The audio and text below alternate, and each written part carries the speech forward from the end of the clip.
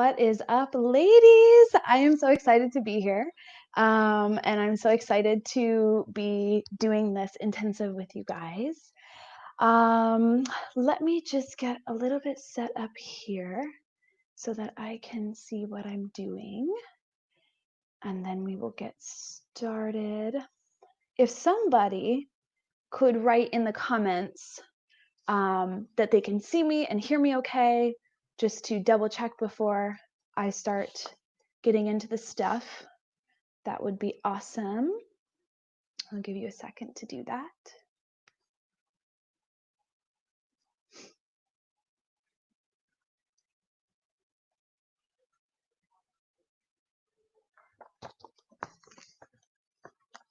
Okay, awesome. Thank you so much.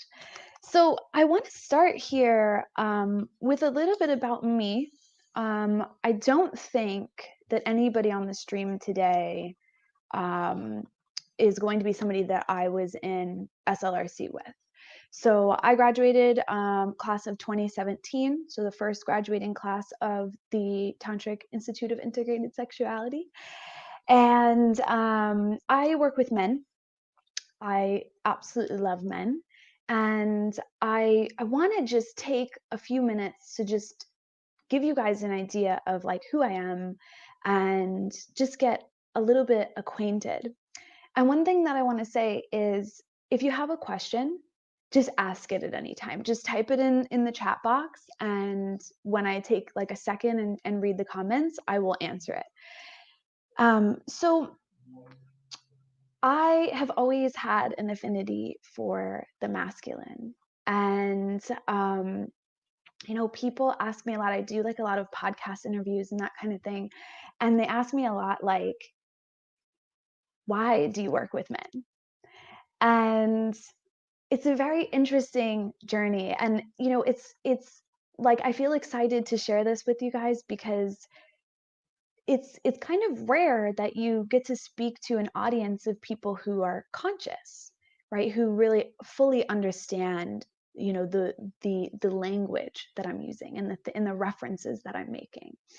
So, I've really looked at my relationship to the masculine since I work with it. And one of the things that I learned, and this was actually upon my entry into SLRC, was that I had some really heavy conditioning around the masculine and feminine.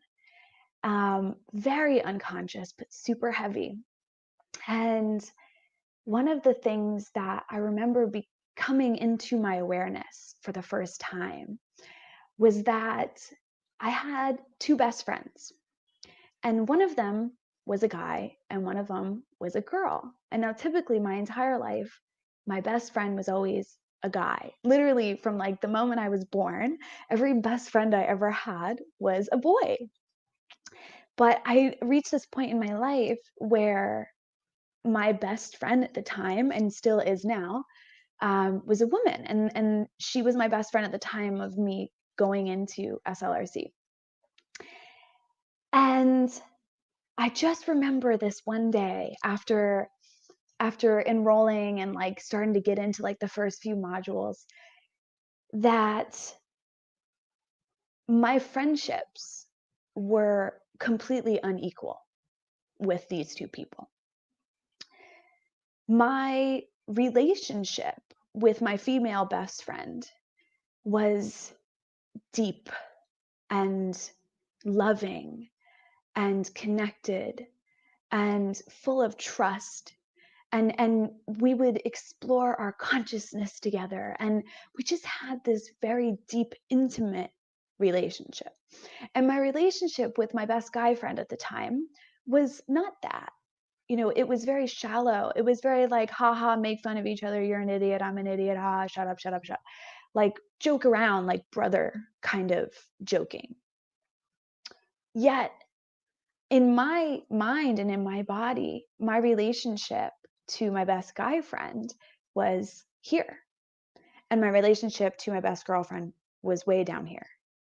And I noticed that if the three of us were ever together, it would be me and him against her. And it was just something that was happening, this dynamic that was happening that like I had no idea that was playing out through me, this program that was playing out through me. And when I realized this, I remember taking her to the beach at night, and we did this ritual, this like feminine ritual, just like bonding ourselves together and like jumping into the ocean and being under the moonlight.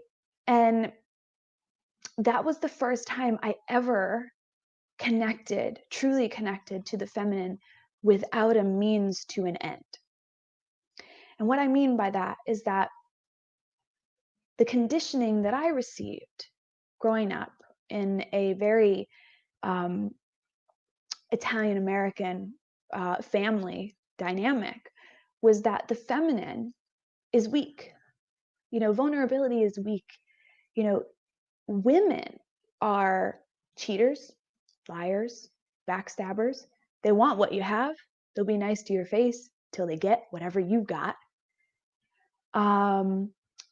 They just cannot be trusted. And they're crazy and they're annoying. But men are up here. Women are down here. They're crazy. We don't want any part of that. Okay. Men are up here. If you want to be important, you got to be up here.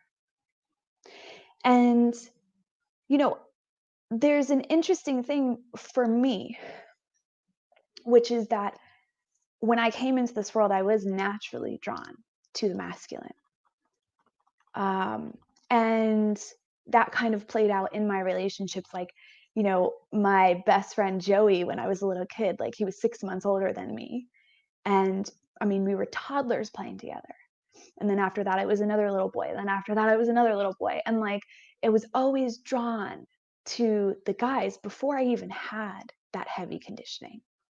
But that extra layer of familial conditioning played a massive part in my development and my relationships to not only other women, but the feminine within me. And so what it caused me to do was to mirror the masculine my entire life, to devalue the feminine and to mirror the masculine, and to only use my feminine, like I said before, as a means to an end. So I would turn it on. I would turn the feminine on if I needed to somehow manipulate the masculine, right? If there was a guy that I was going after, right?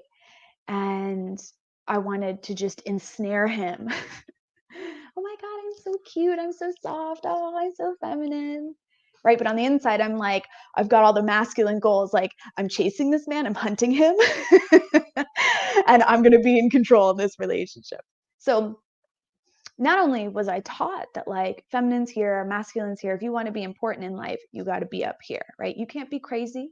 Don't be letting your emotions get all over the place and annoying men, because they're just going to see you as like, go over there with the other women, right? If you can get in with the guys and you're the only one, then you're special, you're significant, right? You're important. So this is how I was programmed, and this is how I was running my life unconsciously. And what this led to was a pattern of long-term relationships where I was in the masculine and I would find a guy in the feminine, and I wanted all the control. And the reason for that, two reasons for that. The first reason was because if I had all the control, then they would never abandon me. If they needed me for everything, physical, emotional, financial, you name it, where are they going to go? They need me.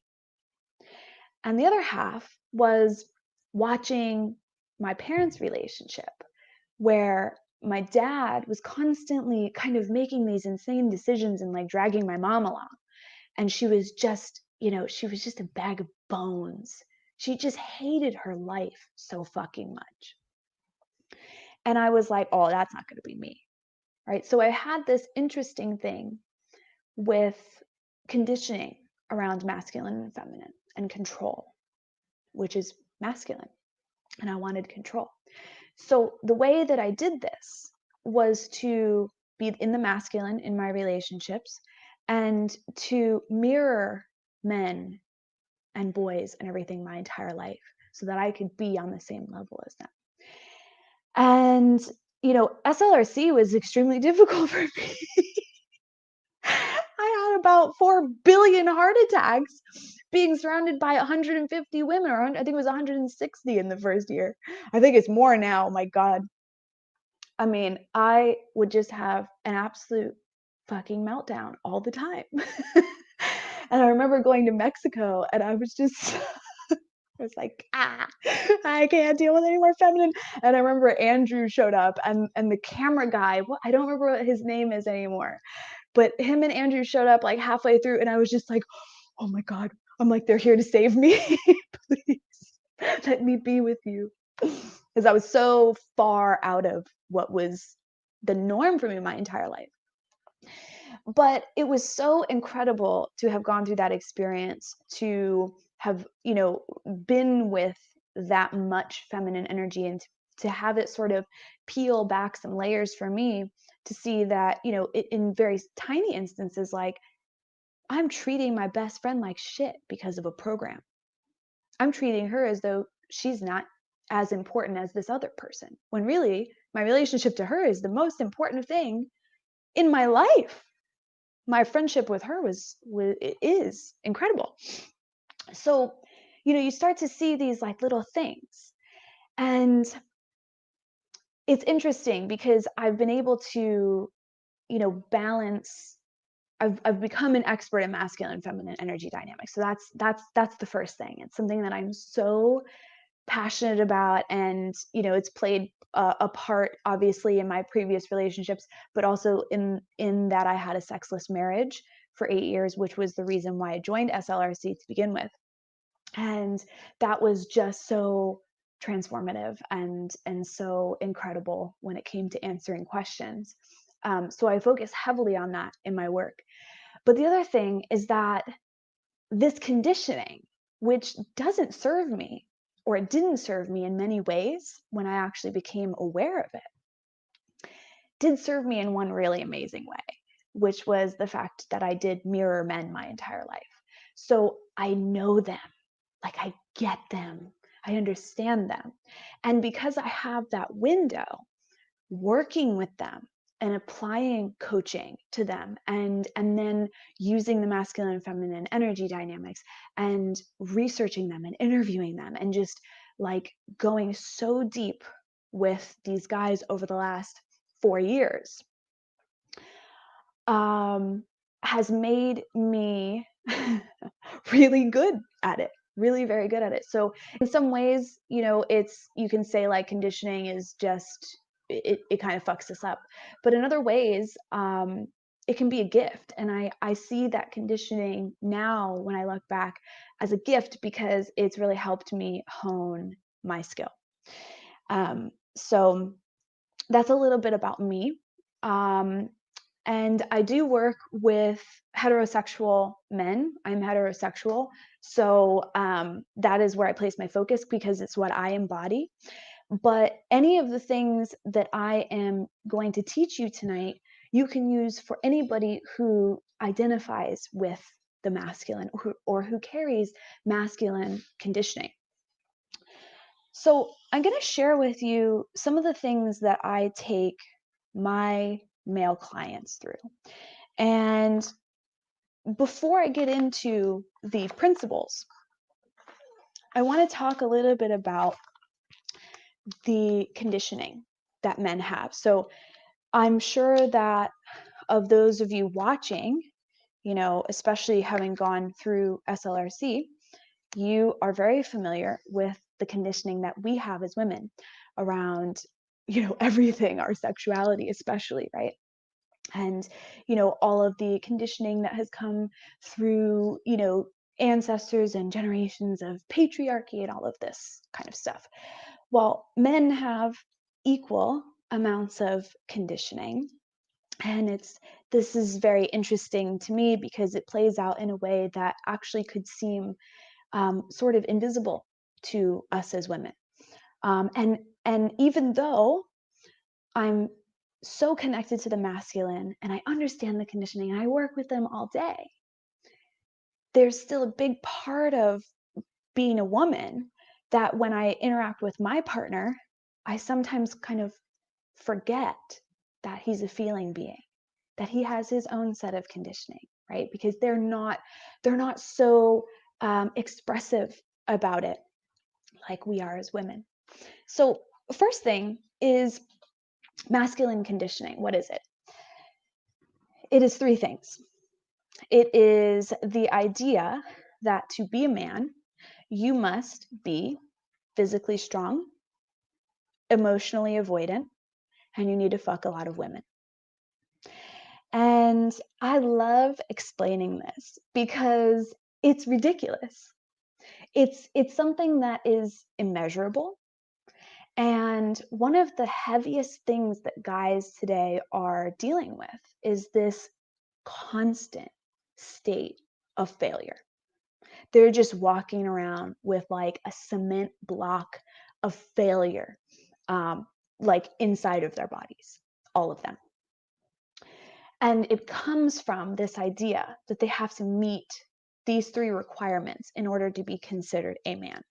So let's talk a little bit about why that's even important. Like, what do we need to be a man for? Why is that important, right? So you know that we have vital needs, and those vital needs are hardwired into our brainstem. And our brainstem communicates with our nervous system whenever we're not meeting those needs. And one of those needs, or actually several of those needs, love, safety, and belonging, the psychological needs, right? Especially belonging, is tied into this idea of being a man. If you are not a man, you're going to be rejected by society. You're going to be rejected by women. You will never be loved, and you will not be safe in life.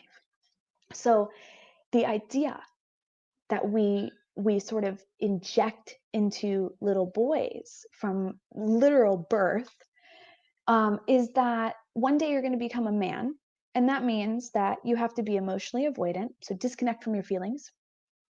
You have to fuck a lot of women, so you better be attractive or you better make some money. And you have to be physically strong. And if you're not physically strong, then you better double up on those other things.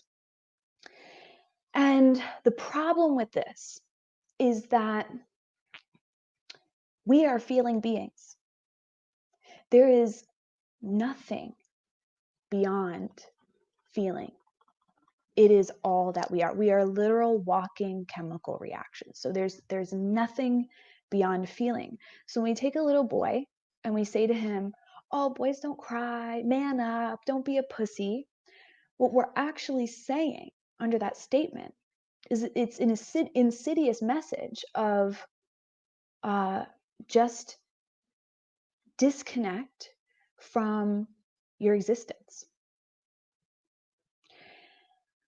And what this does for most men is it disconnects them from something vital, which is knowing what's true for them. So if you as a woman, so just take like your coaching certification off and just, just feel into just being a woman, and if you're heterosexual, right?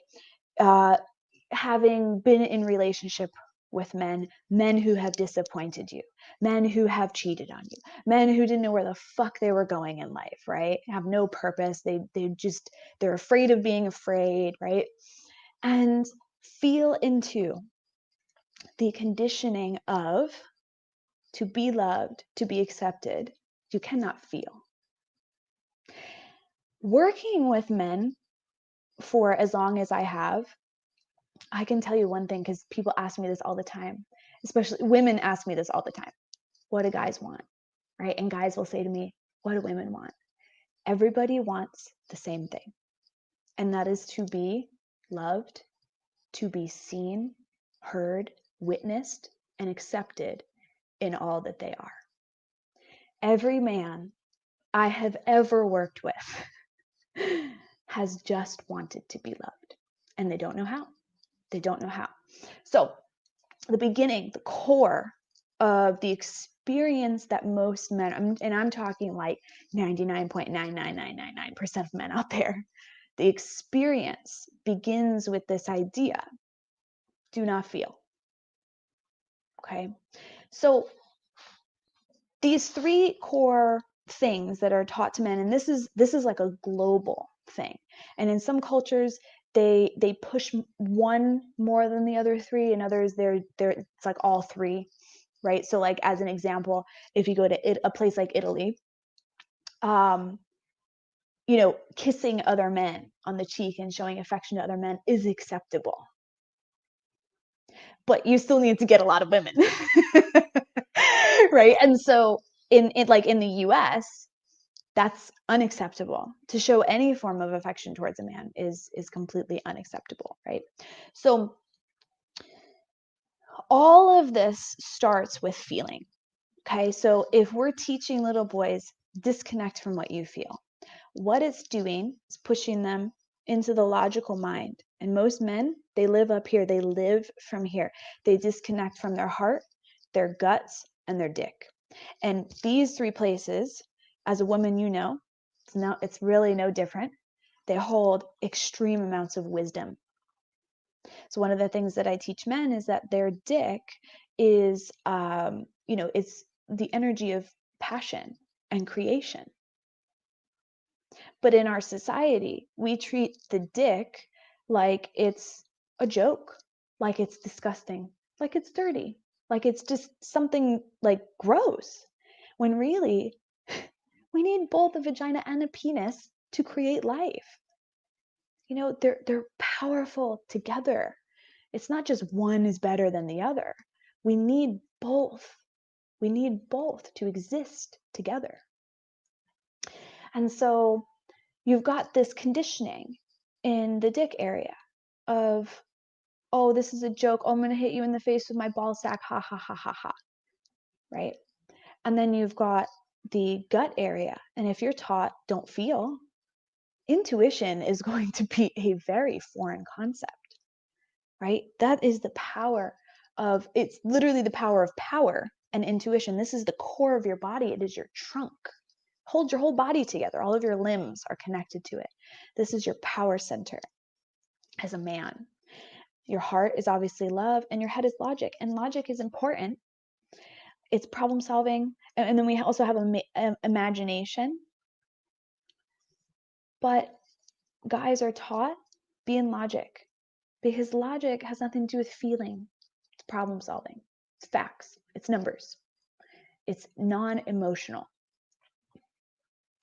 And this causes a disconnect from what's true for them. And we'll get into like the principles and why that's important in a few minutes. But so let's talk about the loop of masculine conditioning, the toxic loop of masculine conditioning.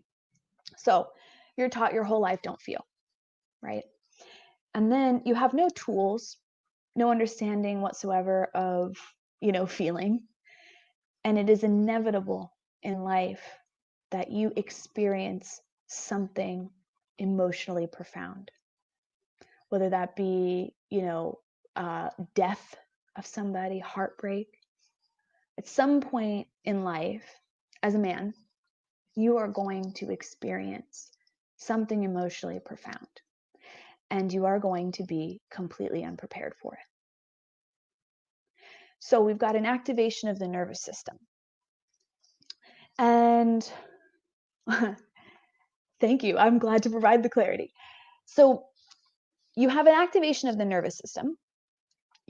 And if you know nothing about activation of the nervous system, if you know nothing about vital needs, if you know nothing about emotions, and you've been taught your whole life, do not feel, otherwise you'll never be loved and you'll never belong, then when something emotionally profound happens and your nervous system is activated, you're just going to unconsciously go to whatever you know might soothe that. So let's think about just random self-soothing mechanisms.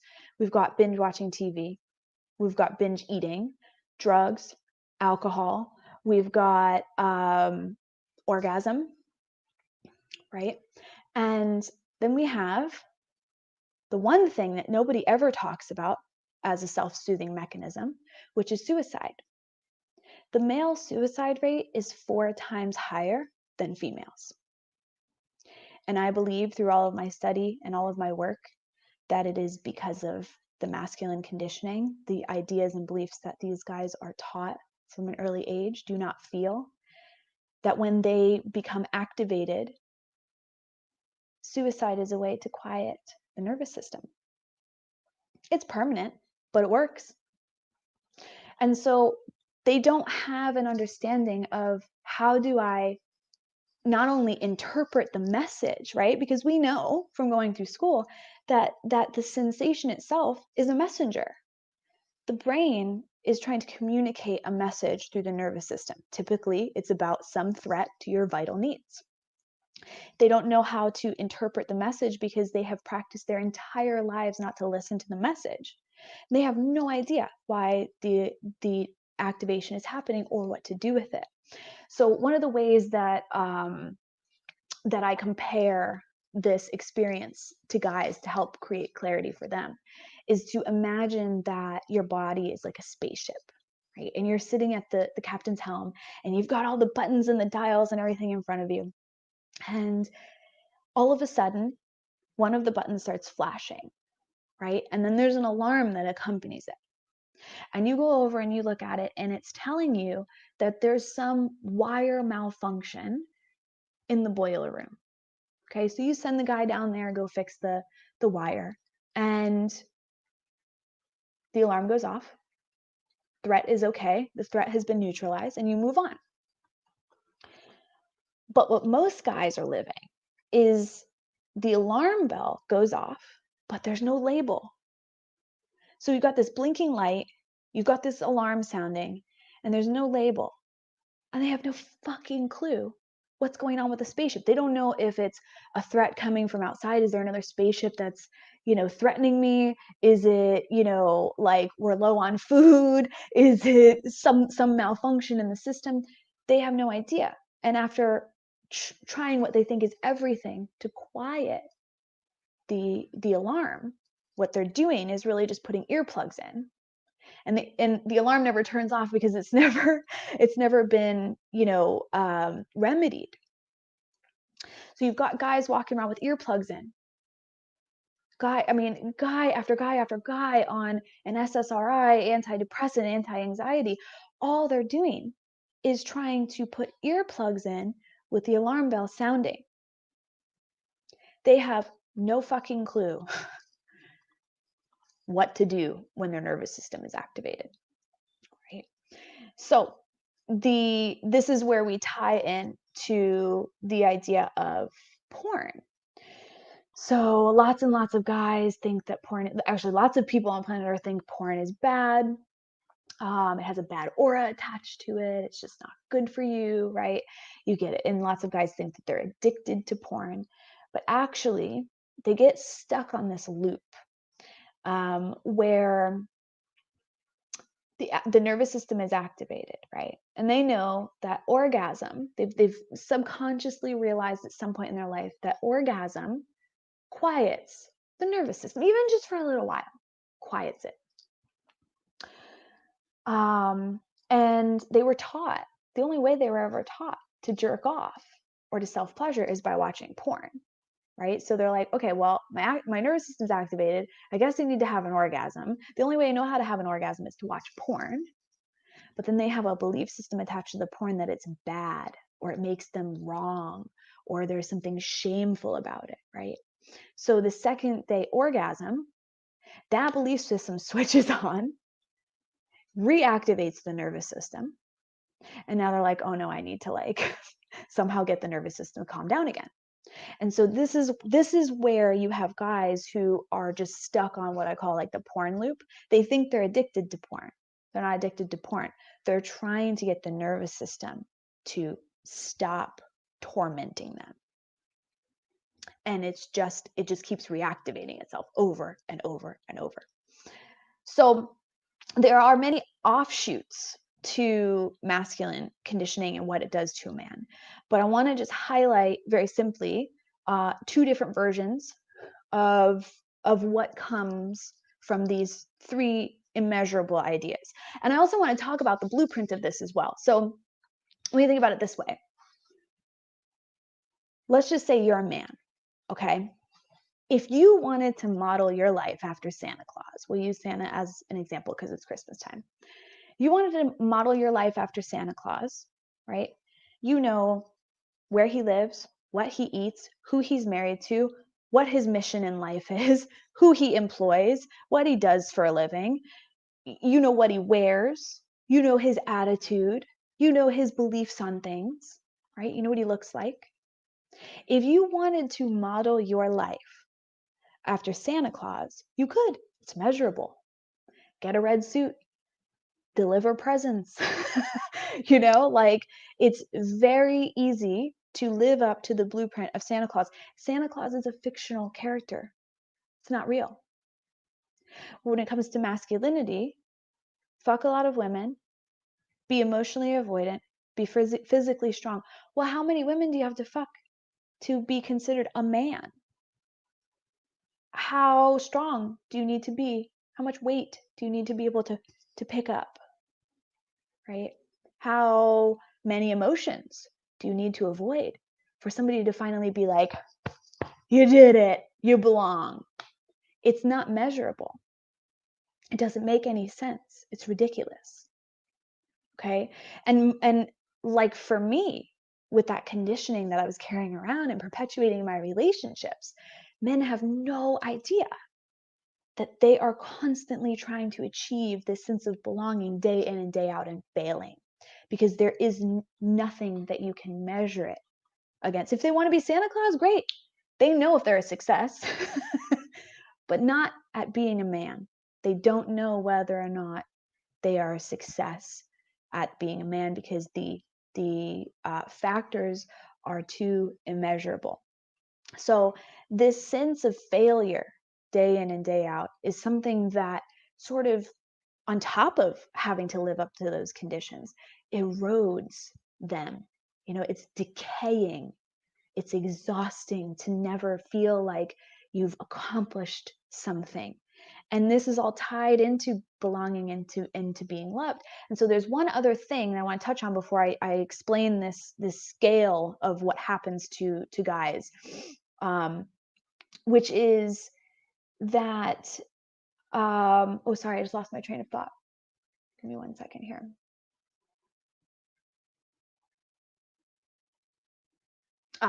So it is the idea that if you are emotionally avoidant, so you spend your entire life practicing disconnecting to what you feel, and let's say you finally achieve the goal of becoming a man and everyone loves you and you belong to all these tribes, right?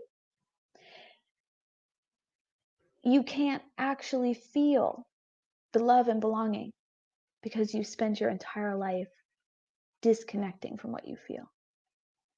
It is a really sad existence for most men. And we haven't even touched on feminism, which creates a whole nother dynamic that we need to look at and we need to take responsibility for as men and women. There are so many vital, important aspects to feminism, but what it also does is it creates another set of conditions on men where they become paralyzed. And we'll get into the understanding of that in a few minutes around masculine, what it does to masculine and feminine energies, which is really, really important in understanding your male clients.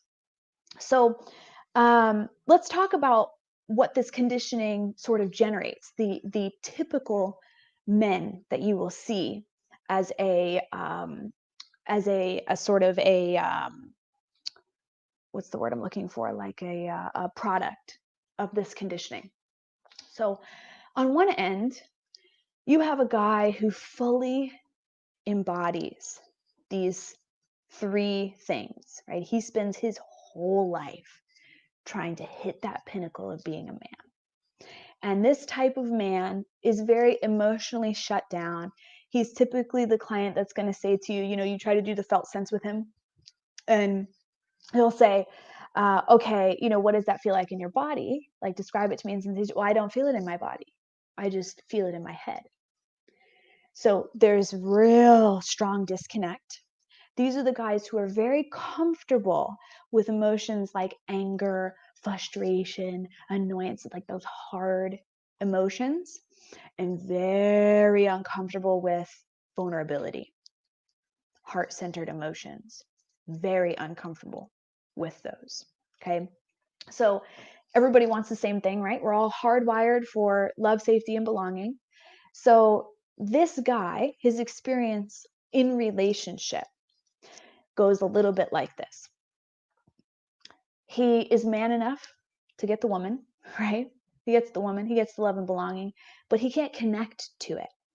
And not only can he not connect to it, but he lacks presence because he cannot be present with himself. He cannot be present with the sensations in his body, right? So he's a very flatlined character, very stone-faced, always trying to be in control. So he's embodying that real, like, masculine is control, but it's kind of like a death grip on control. It's unintegrated. It's way over on one end of the spectrum in a way that doesn't serve him. Okay, so he's got this mask on and can never get past just a very shallow level of intimacy with this person. So his girlfriend is going to constantly be like, you know, I want to go deeper. I want to be more intimate. I want to be connected to you. And he's just like, he like genuinely cannot understand what's wrong with her. Like he genuinely, like he's not doing it because he's like in resistance or like whatever. He genuinely cannot understand what his girlfriend means when she's like, oh, I just want to feel connected to you. He's like, well, I'm sitting next to you. So like, I'm holding your hand, like we're connected. Like, I don't understand what you want from me. And so what this ends up, what ends up happening in this kind of relationship is two different types of women. A woman who becomes extremely needy, right? And just trying to get that connection over and over and over and over and over, and suffocating him to the point that he leaves. Or you have a woman who starts to kind of like mimic him, where she just sort of pushing him away, getting irritated, and moving more into the masculine, less vulnerability, angry that she can't connect on the level that she wants, and she eventually like can't put up with his shit, right, and leaves. So that is typical experience on one end of the masculine conditioning spectrum. On the opposite end are the guys that I used to always date. The guys who get pushed into essentially feminine energy. Okay. So these are the guys who are not comfortable with emotions like anger, frustration, any of those harder, scary, more intense, primal kind of emotions. It's like a rejection of those. But no problem. My heart's on my sleeve. I'm so vulnerable. I'll sit here and cry with you. Feminism. Yeah, I agree with you. They're very soft. They're very friend zone-y. They're waiting for you as a woman to make the first move because they're too afraid to violate you or to, everything is about, oh, excuse me one second. Somebody's trying to get into my Facebook. One second, there we go. Okay.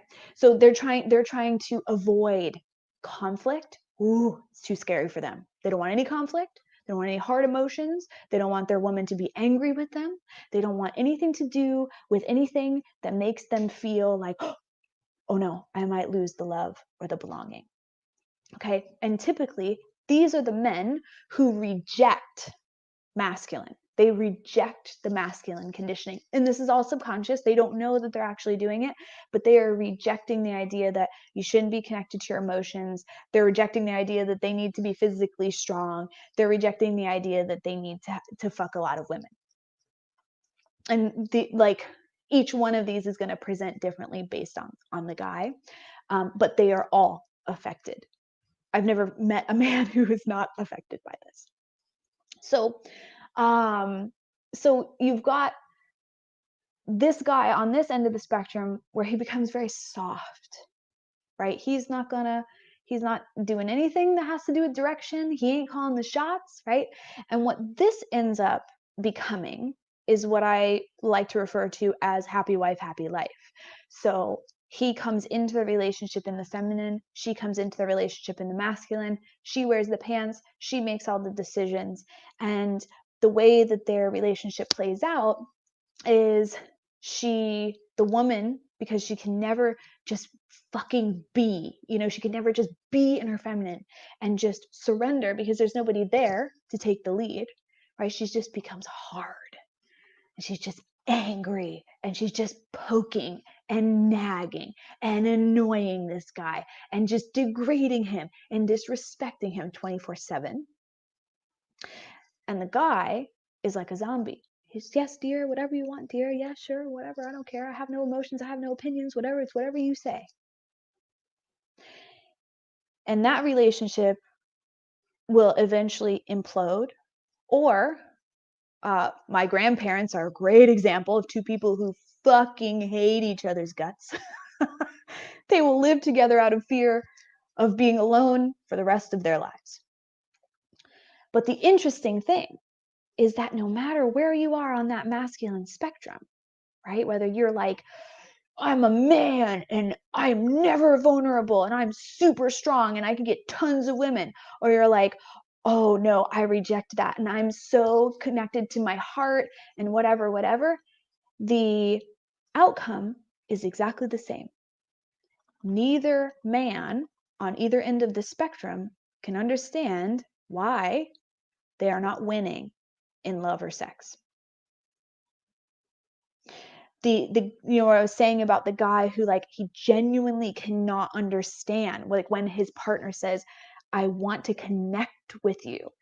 He's like, I'm looking at you. I'm sitting here with you. I can't be, I'm like, or I'm inside of you right now. I can't be any more connected. I'm literally inside your body. Like, he can't understand that.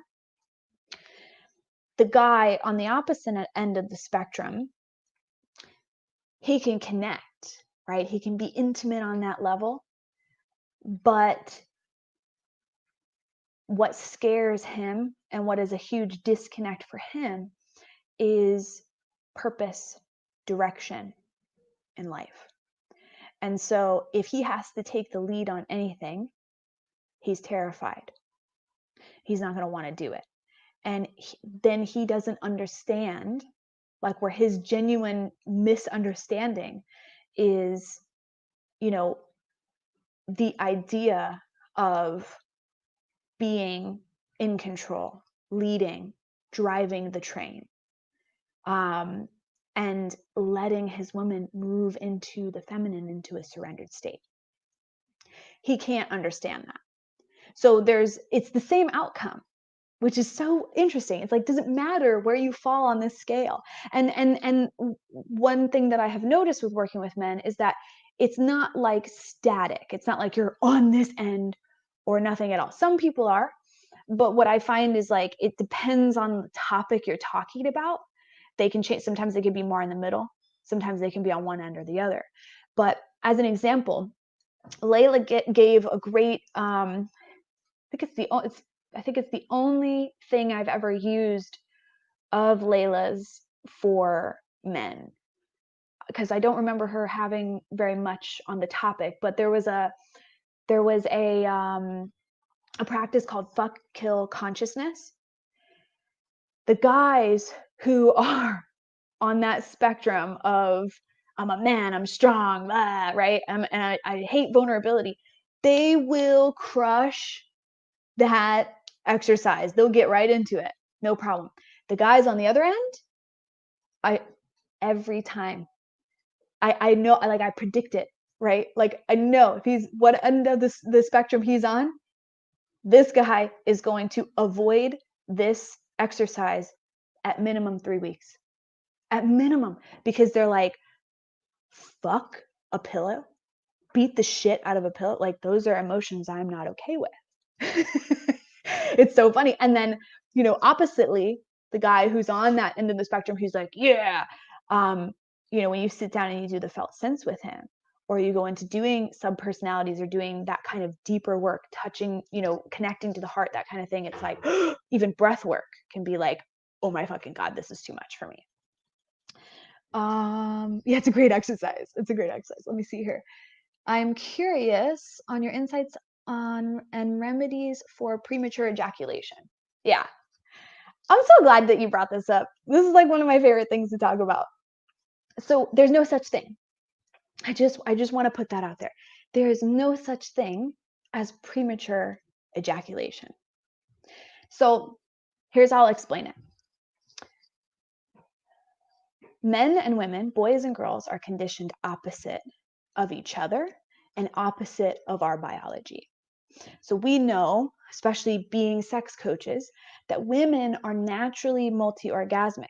And the biological reason for that is because we are meant to receive many different types of sperm on the same day as to produce the most genetically healthy baby, right? Men are not naturally multi-orgasmic. They come in under a minute, and the reason is because they're meant to get in, get out, and fall into a post-orgasmic haze as to move out of the way for the next guy. Okay, so that is what our natural biology is.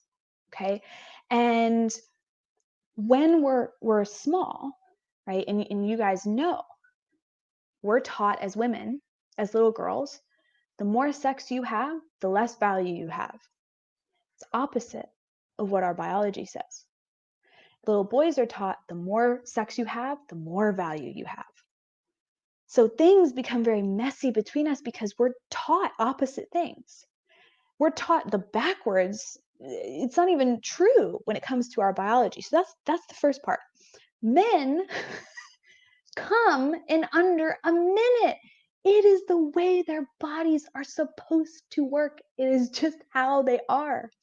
Okay, so anytime I'm working with a guy who comes to me with the idea like, I'm not enough, I come so fast, it's like, yeah, you're supposed to. And they're like, holy shit. They're supposed to. Now, the interesting thing about this is that we are conscious creators, right? So we can actually affect our physical reality, we can affect our biology and our biochemistry with our minds, with our conscious energy, right? So when we're born, we're not marathon runners. We don't come out of the womb running 25 miles down the street, right? But we hold that vision in our mind and we become that. Our body adapts to that. So it's the same thing for men. When they come out of the womb and they hit puberty, they are not naturally going to last, more than a minute.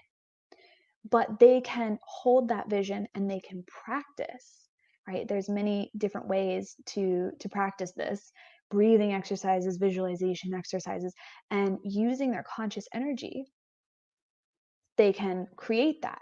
And one simple way to do that is just looking at, how does he jerk off?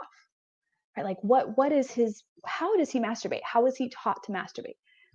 More than likely watching porn. How long is one, porn video? It's like 5 minutes, 10 minutes, right? Most guys fast forward to the end. It's just what they do. Let's see here. I've encountered many men that can't come, and I worry if we make one male expression the norm. Yeah. So this is the opposite problem. Now, this isn't having to do with biology. It has to do with belief systems. And the reason why men can't come, just to kind of preface this and make sure that I'm clear on what I'm talking about here. We're not talking about medical issues, right? We're just talking about healthy guy and he's having either this issue of premature ejaculation or not being able to come. Okay, so the inability to come, from my experience, comes from two things. The first thing is the penis is a compass. I can't even tell you how many guys I have worked with who have absorbed this idea that if a woman wants to have sex with you, you have sex with them. That's what you do. You're meant to get lots and lots of women, right? So if somebody is throwing themselves at you, you have sex with her. Complete disconnect from the body. They don't even know whether or not they're turned on for this person.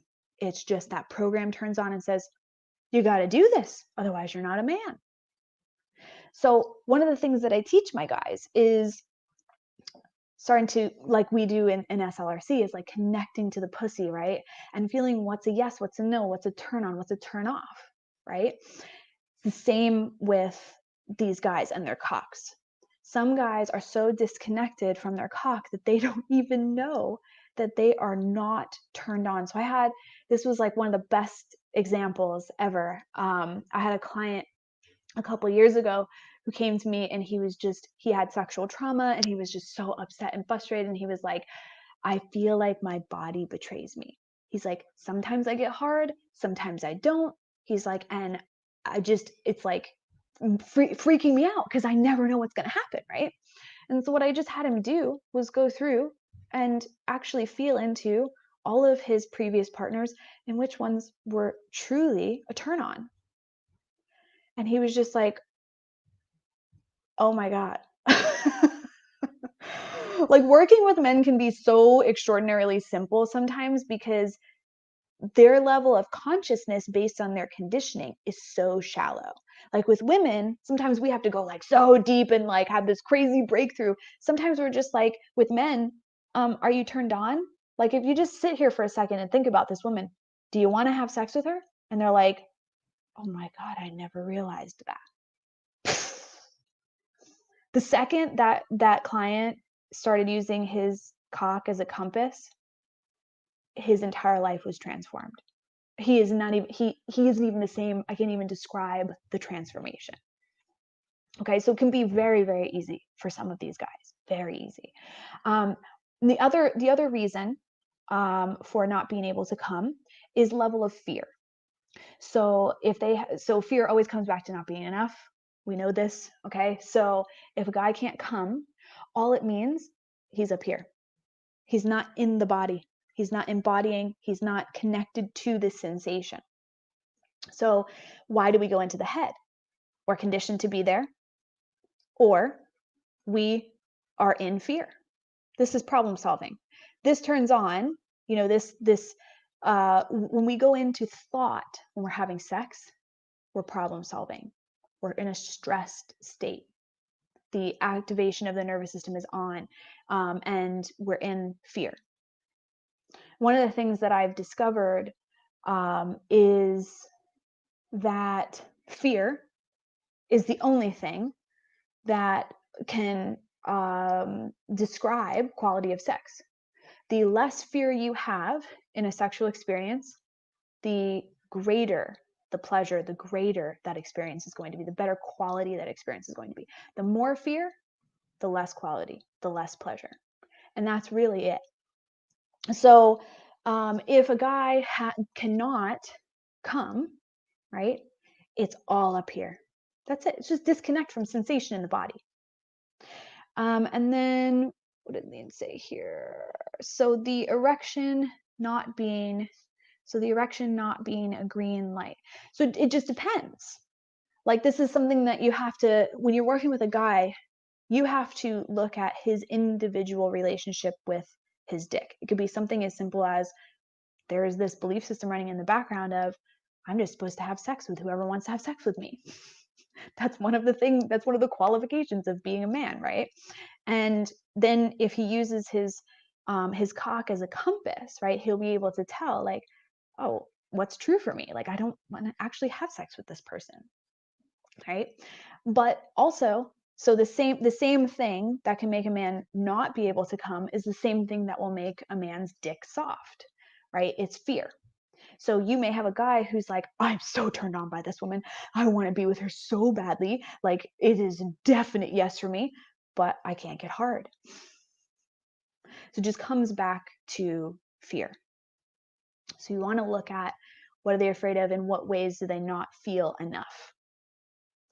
And guys are just, remember what I was talking about with the failure stuff, they are riddled with not feeling enough, riddled with it, as most people are, but it's like next level when you're working with guys.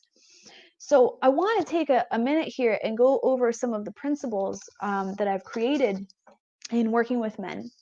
And these are the principles that I call masculine integration. And there are Let's see on this one that I'm going to show you here. There are 10 principles, and they're about helping a man move back into his natural masculine energy. Okay, so these will bring alignment. These will uncover anything that's hiding, right? So you can kind of work with a guy in the surface level where he comes to you and says, I can't come, or I can't get hard, or whatever it is, right? And you can work from that angle, or you can work from the level of integration, which is we're just going to cover every topic and find out what's hiding there and what needs to be upgraded.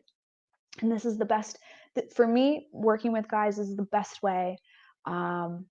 This is something that I've developed with working with guys, which is why I wanted to share it with you. There is very little out there for men. Nobody is doing this kind of research. Nobody is spending the time. Like, all of the stuff that I'm sharing with you tonight are things that I have discovered, that I have worked out, that I have formulated over the years of working with men. All of the conditioning, all that stuff. None of this stuff was read in a book. This was all stuff that I have spent years understanding by working with men, interviewing them, researching them, and all that. And this system of principles is created through me working with them directly. And this is fantastic.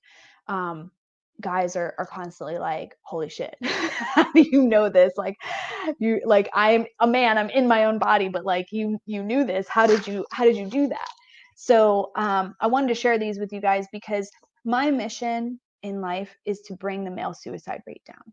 So the more people out there doing this kind of work and supporting men, there is no support for them, especially nowadays, with this sort of uprising of the feminine, right? We are kind of just looking at men and saying, you've had your time to shine, now fuck off.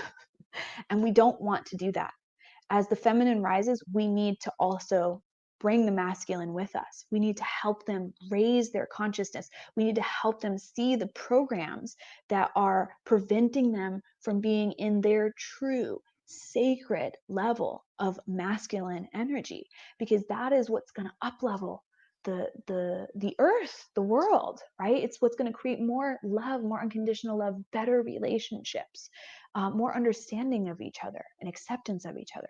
So it is a win-win for us to not only, bring the feminine up, but to also bring the masculine. One is not more important than the other. They are both important. They both work together, and they create a synergy and magic and beauty.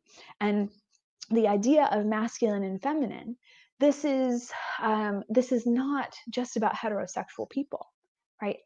Masculine and feminine, whatever you want to call it, you call it whatever makes you feel good. It's the same with God, right? Some people, like for me, I like to use the term universe. Some people say spirit, some people say God, some people say Allah.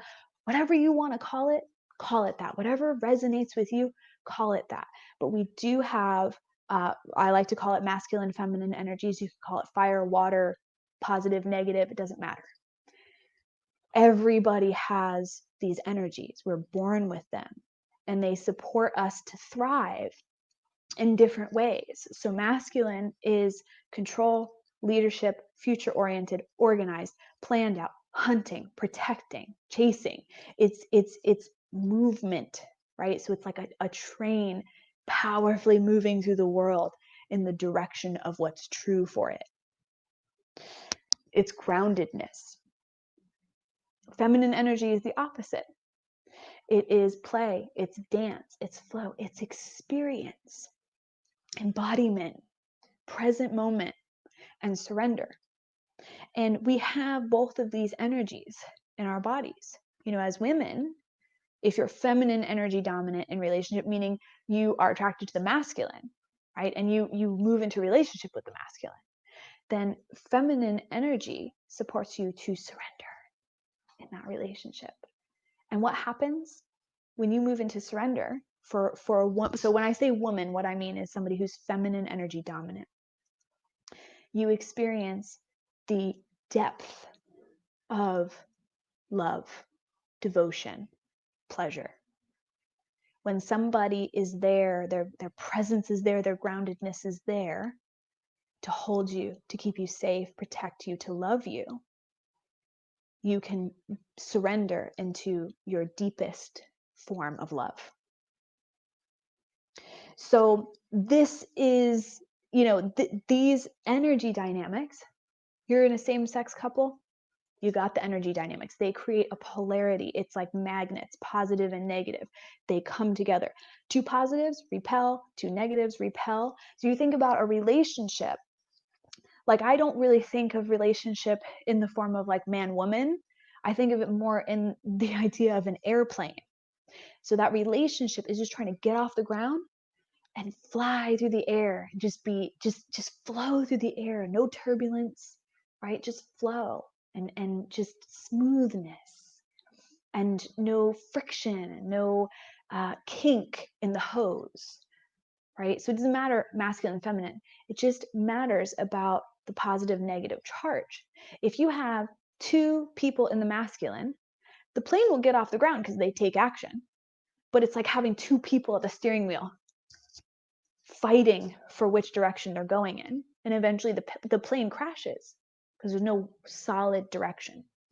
If you have two people in the feminine, this is about a state of being, right? Present moment, experiencing. It's not about doing. Those people are not taking action. That plane never actually gets off the ground, never leaves the landing strip. So when you're thinking of energy dynamics, you're just thinking of a relationship as like a plane, or you can use any analogy that makes sense to you, right? So man, woman, man, woman, trans, this person, that person, you are going to attract the opposite energy. And if you don't, it will fizzle out. So actually, I want to say one thing before I just highlight these. I know we're at the hour mark here.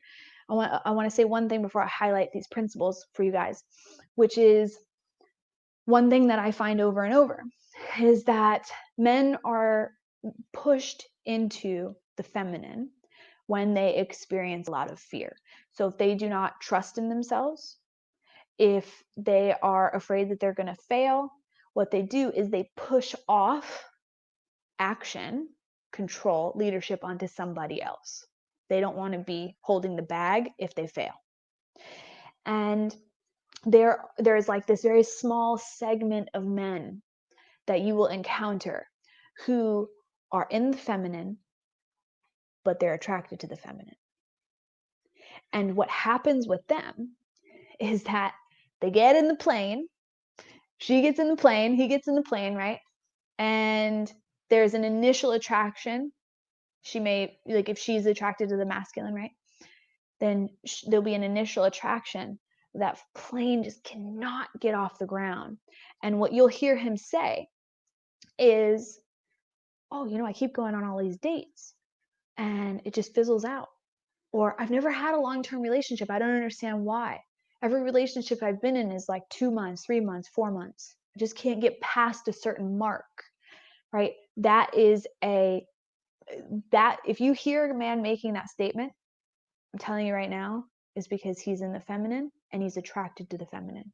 It fizzles out every time. It just implodes. Think about two people in a surrendered state. What's going to happen? Nobody's taking action.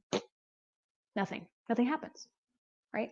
So it's just something to think about. There's a very small segment of men, they'll come to you and they'll say, I don't understand. Fizzles out every time. And that work is about exactly what I'm getting into here with these principles of integrating him back into his masculine energy, which is actually very difficult for a man who is in the feminine as a safety mechanism. So he's in the feminine to protect himself. It is very difficult for a guy like that to move into the state because it's an action-taking state.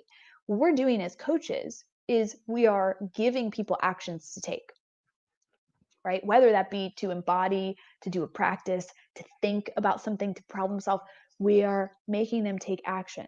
So guys, especially if they're in the feminine, this work itself is going to feel like a threat.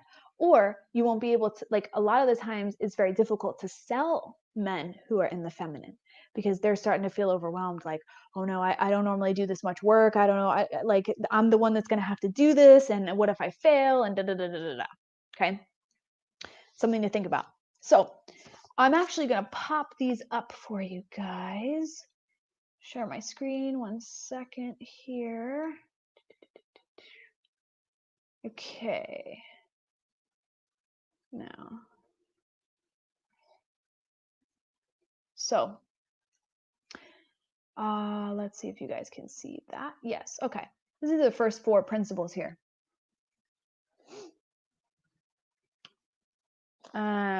So the first principle I always start with is truth.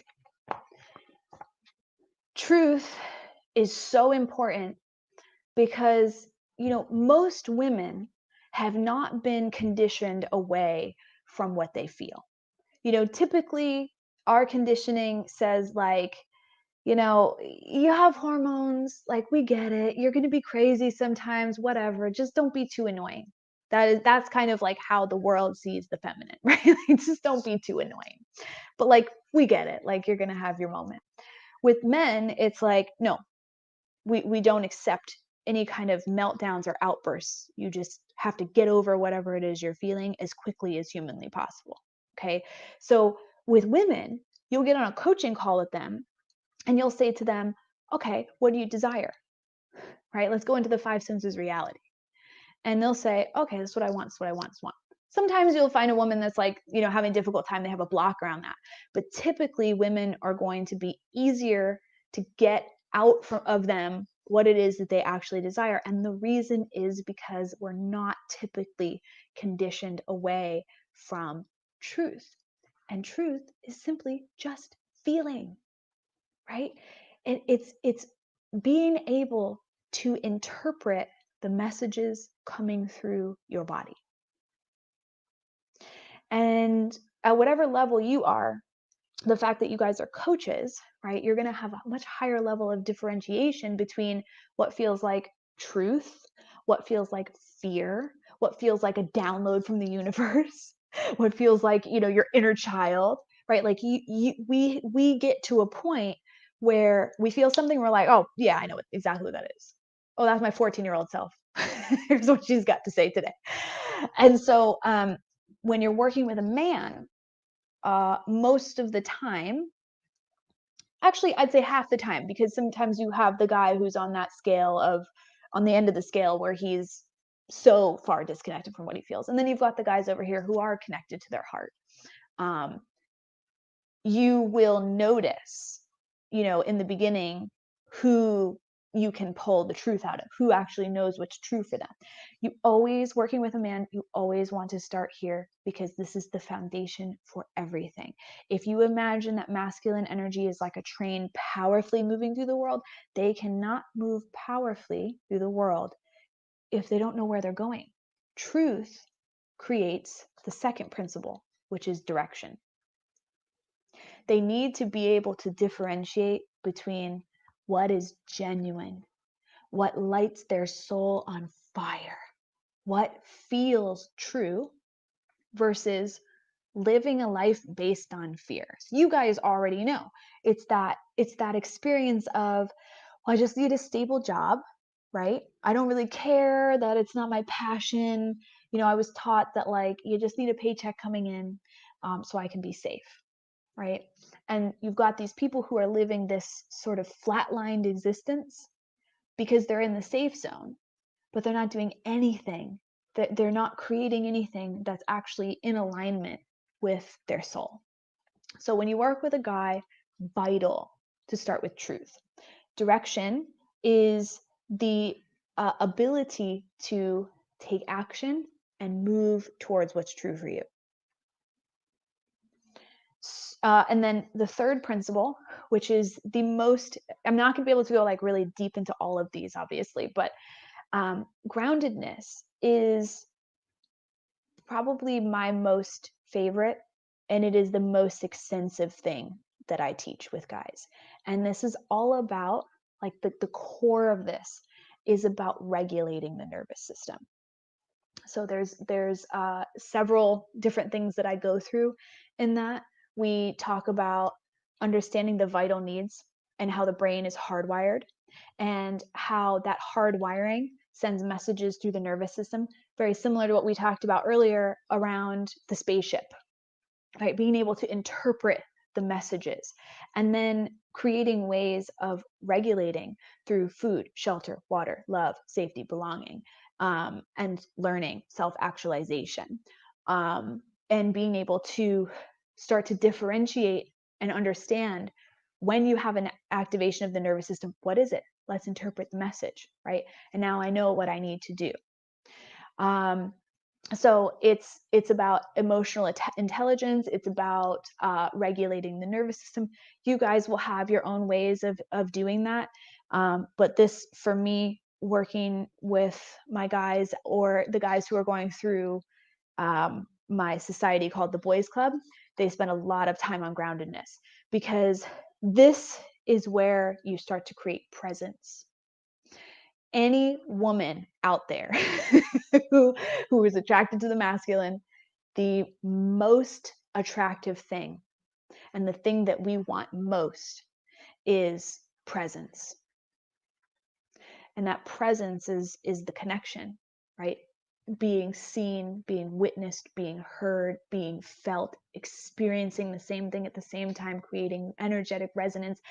It all stems from presence. You cannot be present if you do not know how to regulate your nervous system, if you are afraid of emotion, if you're afraid of being afraid, which moves into the fourth principle, which is courage. And courage is all about emotional courage.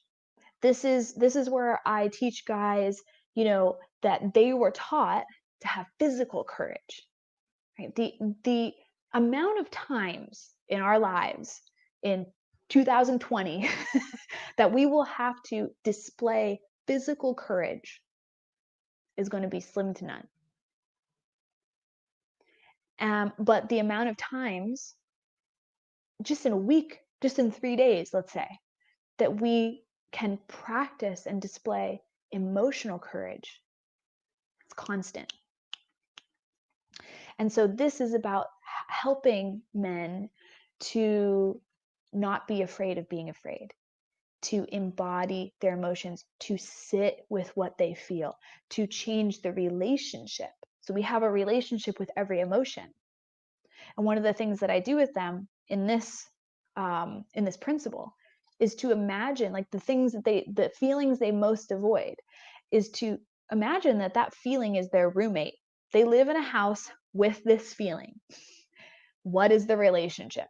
Most of the time they're like, oh, I'd never see that person. Just never want to see him. So you work on the relationship to the emotion in this, and what it does is it creates emotional courage. One of the ways that you can really get a guy understanding this is by saying, you're taught to protect your home and your wife and your family, right? But you need emotional courage to be able to even create that in the first place. Most guys don't know how to create the home and the family first. They know how to protect it. They don't know how to create it to begin with. The fifth principle is control. And this is about understanding control in the sense of, how do I explain this? Because it's just a little bit intangible. Control is not having a death grip on things. It's not about being in that level of consciousness of, if you're familiar with the levels of consciousness, that by me level, like swimming upstream, I gotta have control of everything, and I just gotta make everything work and fit everything. And it's not about that. It's about being able to know what you want, have patience, right? Delayed gratification, feeling into the things that feel uncomfortable. Oh, let me actually put this down too so you guys can see.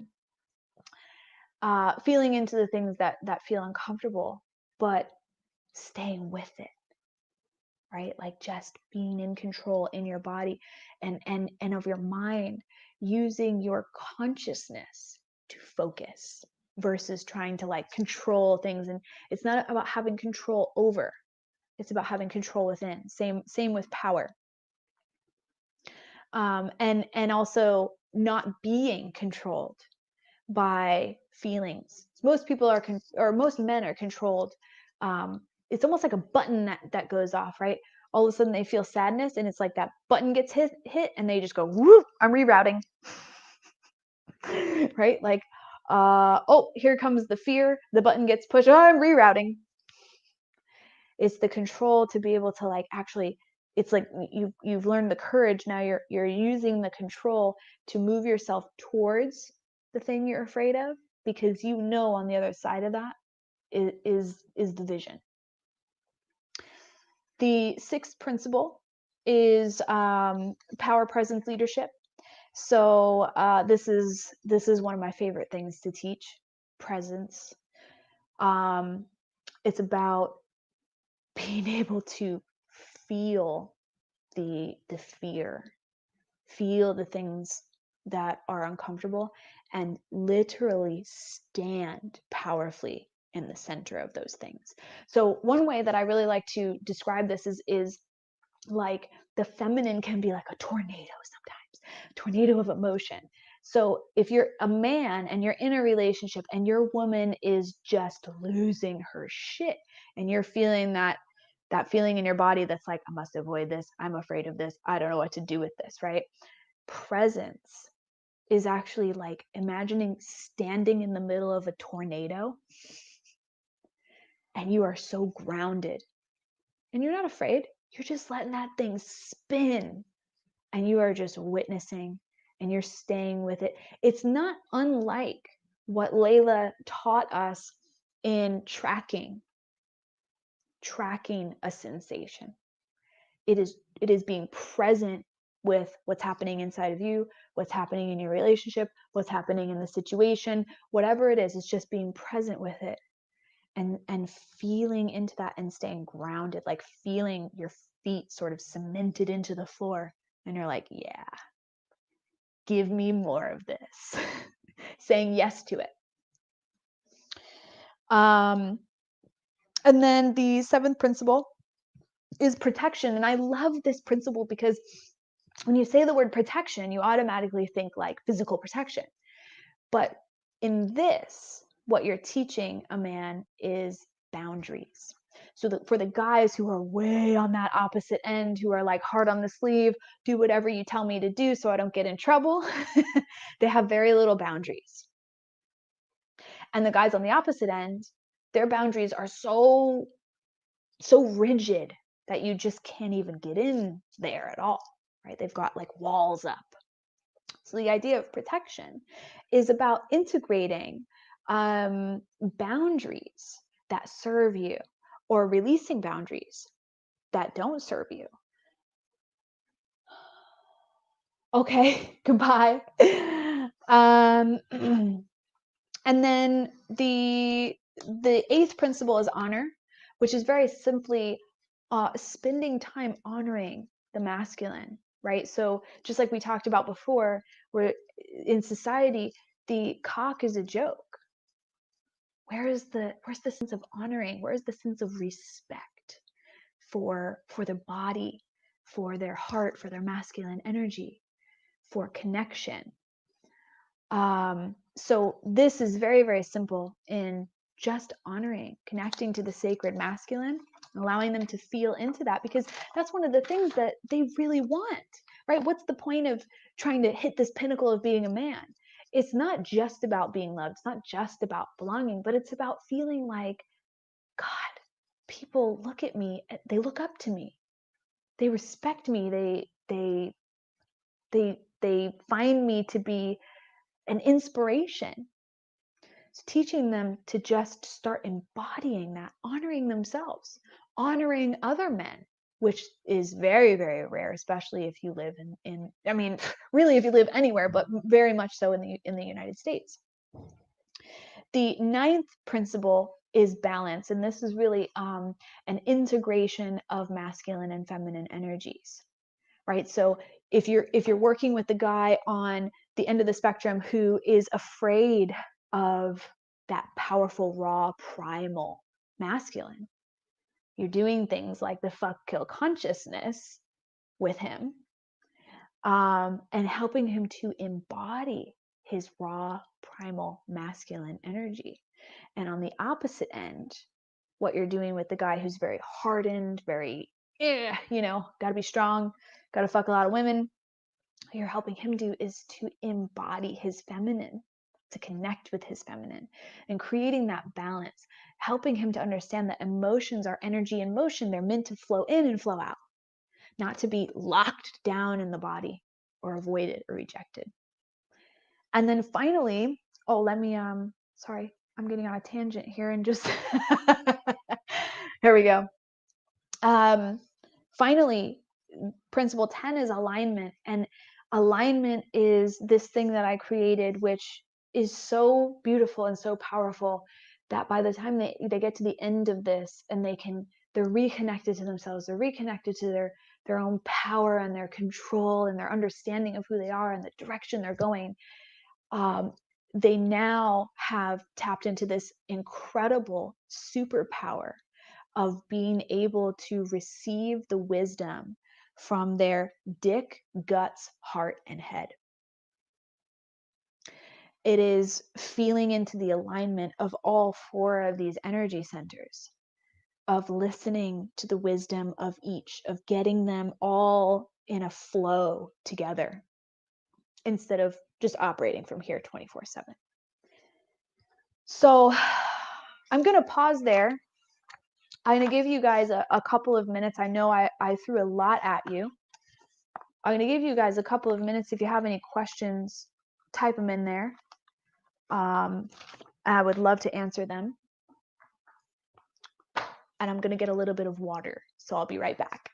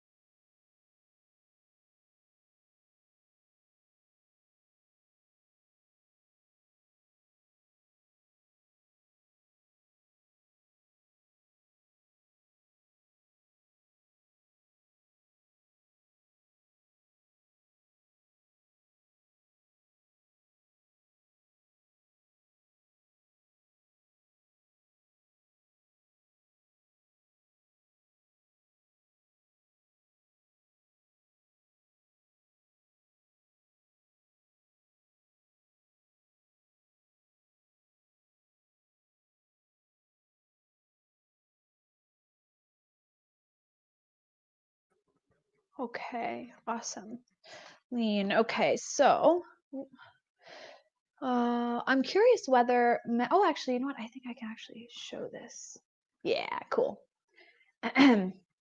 So I'm curious whether men can be more in their feminine in certain areas of their lives and more masculine in others. And absolutely, 1000%. So that's what I was saying before about the range of that scale, right? So depending on what topic you're focusing on, they will range. Some guys are very rigid, like my boyfriend's brother is a great example. He is just in that zone of like, don't ever connect to feeling. It's a threat to my existence if I do that, right? And so like somebody like that can be very rigid across all areas of their life, but most men are not that rigid. They're really not. And the conditioning affects them in different ways and in different areas of their life.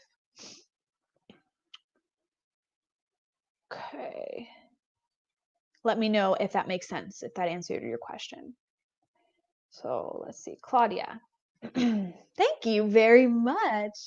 I have a few questions as I'm about to work with my first man via a couple this week. How would you address feeling shame around going to a prostitute for his first time? So, can you just provide me with a little bit more information about that? What I'm hearing is that you're working with a couple, um, and I'm not sure if maybe he cheated on his partner by going to a prostitute. If you can give me a little bit more information of the dynamic, um, I'll give you a minute. I'll bring that back up. What's the most common transformation you see in men after you've worked with them? It is power. It is power and confidence and integration and like understanding what's true for them. Like it is so incredible to see them go from being just an absolute fucking mess. Like they just like I don't know what I'm doing in life. Help me. To being empowered. So it's very similar to working with women because really, Layla taught us when it comes to women to empower them, right? So it's the same, I would say. Guys who come to me feeling powerless and they're like they're so what's the word? They just know what they're doing. They have an understanding. And maybe it's not 100% perfect, right? But they are just a trillion times more empowered and they put themselves out there. They connect with women more easily. They have a completely different relationship to rejection. They take more direction and like leadership when it comes to women instead of being afraid. They say, oh, I'm going to pick you up at 8 o'clock on this day. Does that work for you? They become more direct instead of, oh, people pleasing, and so it's amazing to see that. Like it's the same, really the same as women. It's like we're just empowering people to believe that they are enough, that they can just be powerful. Okay, so let's go back to Claudia real quick because I want to see. So she said, went to a prostitute for the first time before meeting his wife. It was a bit traumatic for him, and now after 13 years of being married, they are experiencing a lull in their sex life, and he feels it is because of this. Okay, excellent. It's very interesting. The prostitution thing is very, very interesting. But one of the ways that I work with this is just simply by helping them realize how their brain's hardwired around vital needs, right? The reason why men go to prostitutes is because they are lacking physical touch, love, or belonging. And all three of those things regulate the nervous system. So if you can explain to him, and even if you do this just one-on-one with him, explain to him how important, like it is an actual vital need of ours. And one thing that really helps is to highlight the the biochemical makeup of love and belonging. So one of the things that I teach my clients, especially with men, because men are really taught to like sort of poo-poo the idea of love, even though they want it, they're taught to poo-poo it.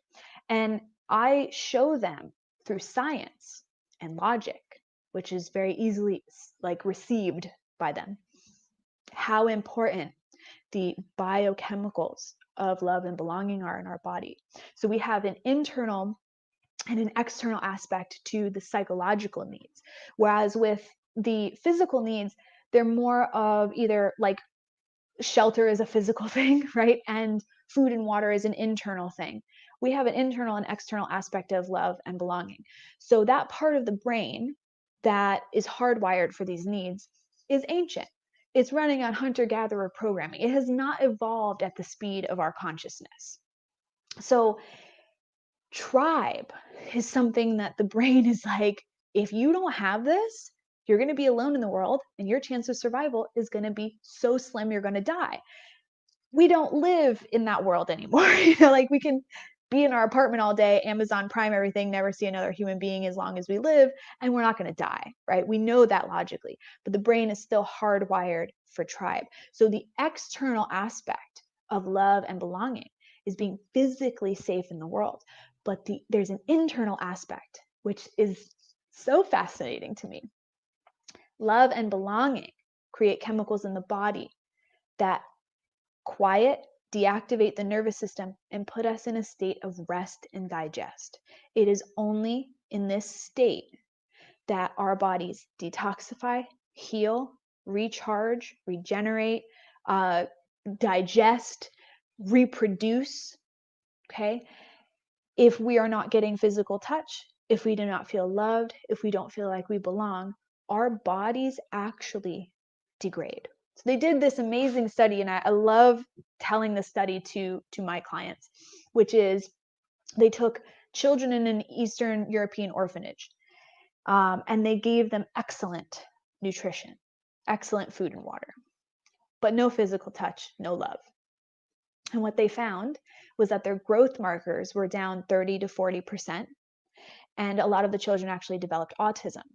And the reason, scientific fact, is because they're in a constant state of stress, nervous system activation, which is producing stress hormones. When we're in a state of stress and producing stress hormones, all of the energy in our body is going to survival, right? And it's important that this happens.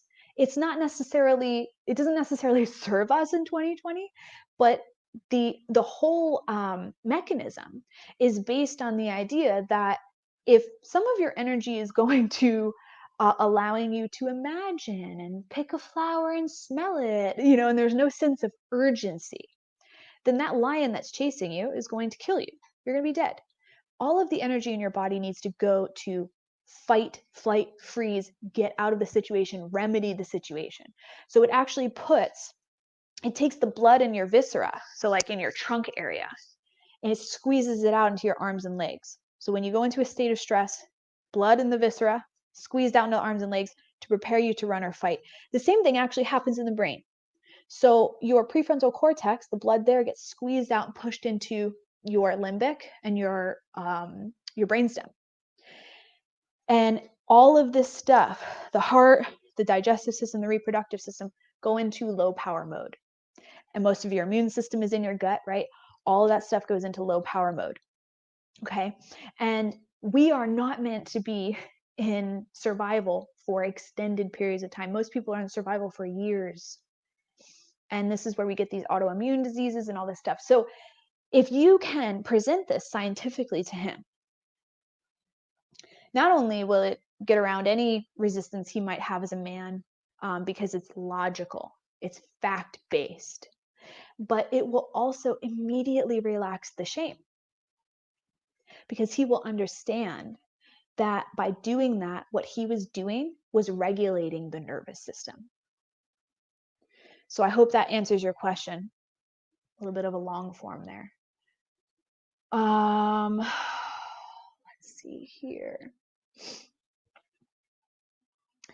All right, where can I find the orphanage research? So best place to get this information, Dr. Bruce Lipton. He is phenomenal. He wrote tons of books. One of his greatest books is The Biology of Belief. He is like the father of epigenetics. He is the person that figured out that the nucleus of the cell is not the brain like we were taught in school. It's actually the reproductive center. So he removed the nucleus of cells because he was trying to figure out what tells the cell what to do. And the cell would continue with its normal behavior. He realized that the nucleus was actually the reproductive center, and that cells are their behavior and their blueprint of what to do is actually signaled by the chemicals that are released in our body. Our cells actually have have antennas that stick up off of it, and the chemicals that are produced in our bodies by feeling and emotion actually float down and land on these antennae on the cell, and they signal the cell what to do. So if you want more information on the biochemical understanding of our emotions and how important they are and how they're tied to our survival. Dr. Bruce Lipton, watch his, like, he's got you can even get stuff on YouTube, like watch his presentations. He's been doing this for 20, 30 years. He's fantastic. Listen to some of the podcasts he's been interviewed on. And then I know I'm missing one.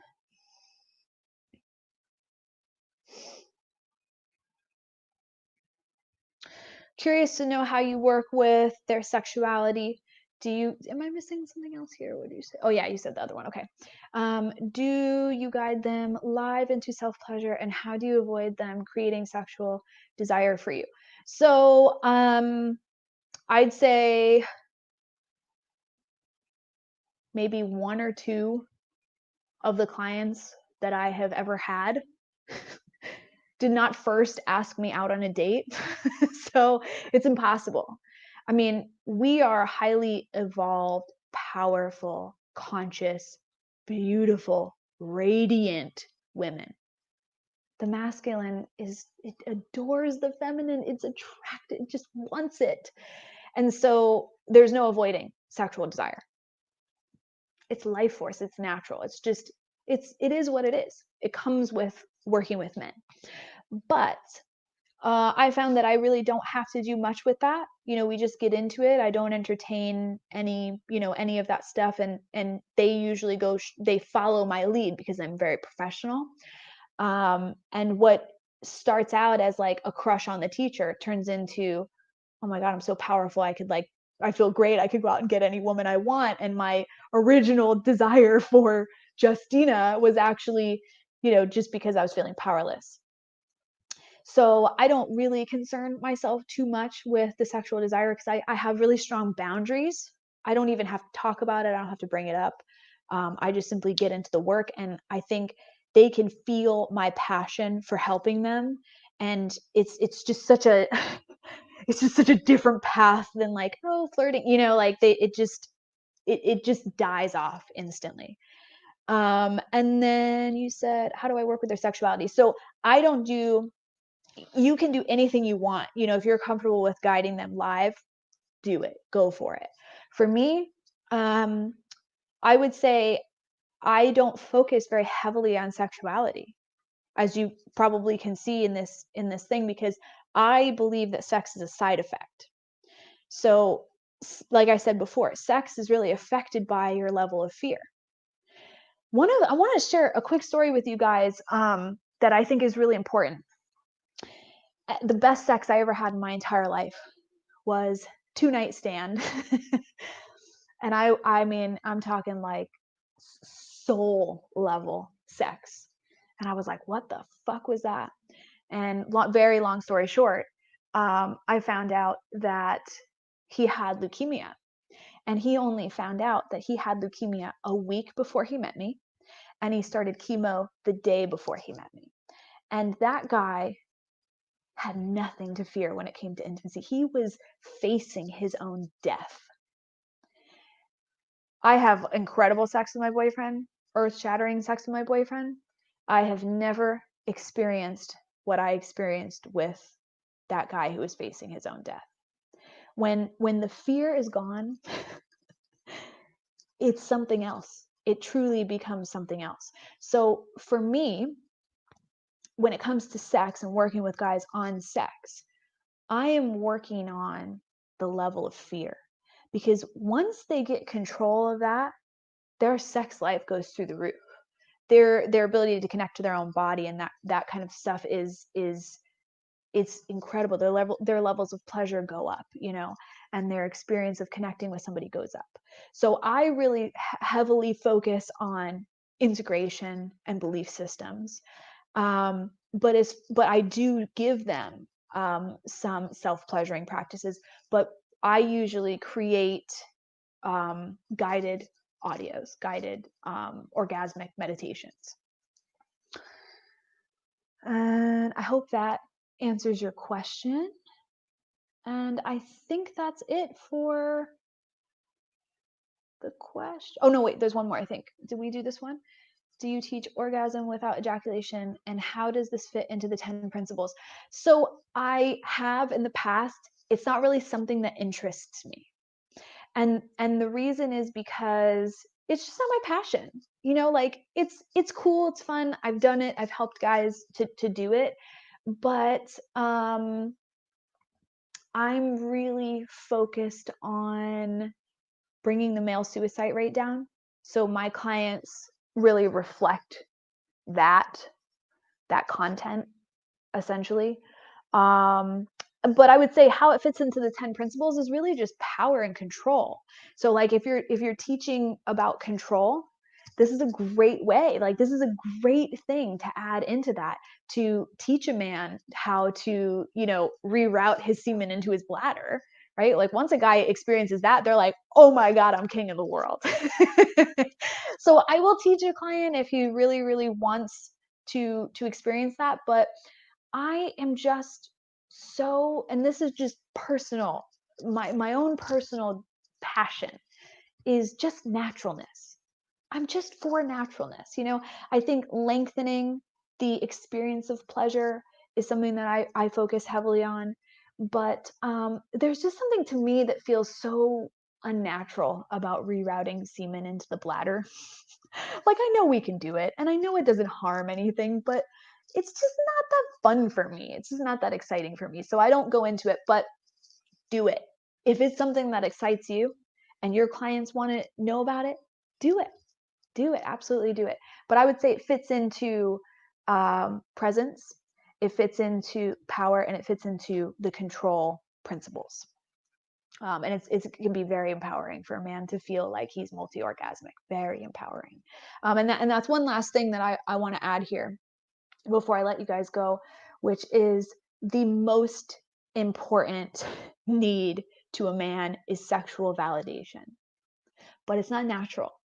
It's conditioned, right? It's that idea that to be a man, you have to get a lot of women. Because what comes with a lot of women is respect of other men, right? So it's kind of like the pinnacle. Like you could be really strong and you could be emotionally avoidant, you can be like real manly, but like if you got a lot of chicks, like you the man. So that sexual validation is so important. And most men, and this is why I call myself a men's sex coach, as you see here, I'm not really even talking about sex.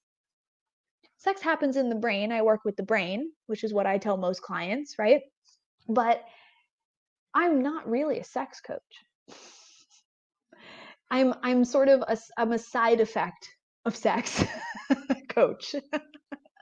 Sex is affected through understanding how to integrate all these other things, and so like working with a guy, it's really important to help him feel empowered in his sexuality, feel like he can count on his body, or he can have an erection, or he can come whenever he wants to, or he can keep going and do multi-orgasmic exercises and that kind of stuff. Just makes them feel empowered. And so if that's something that is exciting for you, do it. It's awesome. Okay, one question here. What is the one book you would recommend us who are starting out working with men?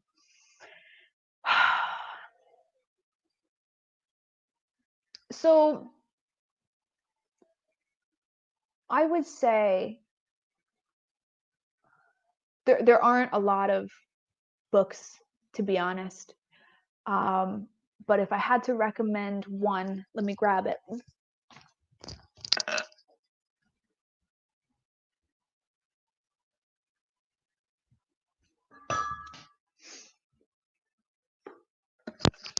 I'd recommend this book, which is absolutely fantastic. It's called The Masculine in Relationship, written by G.S. Youngblood. And he's just a regular guy. He's not like a coach or anything like that. He's just a writer. And he wrote this fantastic book about relationship dynamics. So it's got a lot of interesting understandings in it. If you're working with guys who um, just want to relate better to women, or attract women, it's a really, really good book, and it will help you. It's actually written for men, to men who are in relationship, to better understand their women, and to feel more empowered in their relationships. But because it's written by a man for men, it helps to give you a bit of an understanding of where they're lacking and what belief systems they're carrying and that kind of thing. So I think you'll enjoy that. It's a fantastic book. And then, David Data's got like The Way of the Superior Man, those kind of things. But when you're first starting out working with guys, that stuff can be a little bit like hard to digest. Um, and the concepts can be a little bit too big. So I would say start with that, work your way up to people like David Data, and you'll be good to go. So guys, I'm this has been a treat for me. I love talking about men. I love teaching about men. I've just had so much fun tonight, and I want to thank you guys for um, you know listening to me. And asking questions. I love answering questions. So this has been so much fun, and I hope that it has given you guys something. I hope it's given you some value. I hope it's given you something that you can take away and help to support men out there. Because just as a reminder, that suicide rate is high. And I want to help bring that down. I want to help. I want the masculine and feminine to be integrated together, to be loving towards each other and not be enemies, right? We need each other. So thank you very much. Thank you, thank you, thank you, thank you.